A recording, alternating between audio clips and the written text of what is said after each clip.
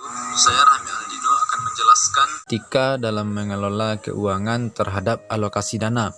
Sama-sama kita ketahui, alokasi dana adalah harta yang diperoleh digunakan untuk hal-hal yang tidak dilarang seperti membeli barang konsumtif dan sebagainya. Yang digunakan untuk dianjurkan seperti infak, wakaf, sedekah, dan zakat itulah yang diwajibkan. Jadi itulah alokasi dana.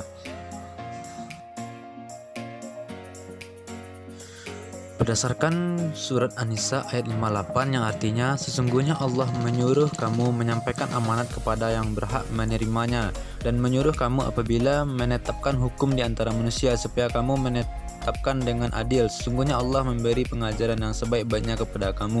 Sesungguhnya Allah adalah Maha mendengar lagi Maha melihat. Berdasarkan ayat tersebut dapat disimpulkan bahwa dalam mengalokasikan dana atau menyalurkan dana haruslah tepat kepada pengguna dan sasarannya, tidak boleh diselundupkan atau menguntungkan satu pihak saja. Dan dalam menetapkan perjanjian atau kontrak bisnis haruslah menetapkannya dengan adil karena Allah Subhanahu wa taala adalah pendidik yang sebaik-baiknya. Selanjutnya, agar terbebas dana tersebut dari keuangan yang haram, maka diperlukan prinsip dalam mengelola keuangan.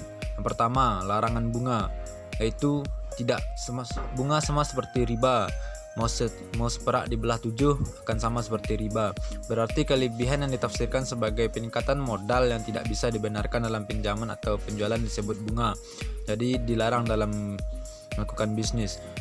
Yang kedua itu uang sebagai modal potensial, yaitu yang diperlakukan sebagai modal potensial menjadi modal sebenarnya hanya ketika digabung dengan sumber daya lain untuk melakukan kegiatan produktif. Yang ketiga itu berbagi risiko dengan yang lain.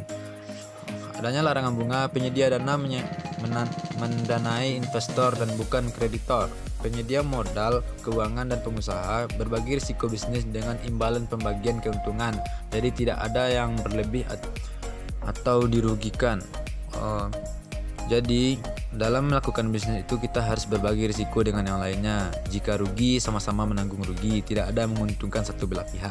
Selanjutnya ialah larangan perilaku spekulatif, yaitu melarang penimbunan dan transaksi yang melibatkan ketidakpastian ekstrim, perjudian dan risiko lainnya. Selanjutnya ialah kesucian kontrak. Islam menjunjung tinggi kewajiban kontrak dan pengungkapan informasi sebagai tugas suci. Hal ini dimaksudkan untuk mengurangi risiko dan informasi yang tidak merata dan risiko moral lainnya. Selanjutnya ialah aktivitas sesuai syariat, yaitu hanya aktivitas yang tidak melanggar aturan-aturan syariat atau undang-undang yang diberlakukan oleh agama.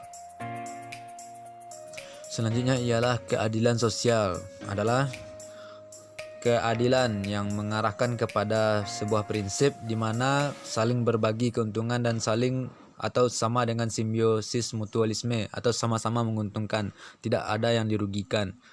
Jadi kalau sama-sama rugi maka akan sama-sama rugi, dan jika ada keuntungan maka akan dibagi sama rata, tidak ada diuntungkan atau tidak ada dirugikan satu belah pihaknya.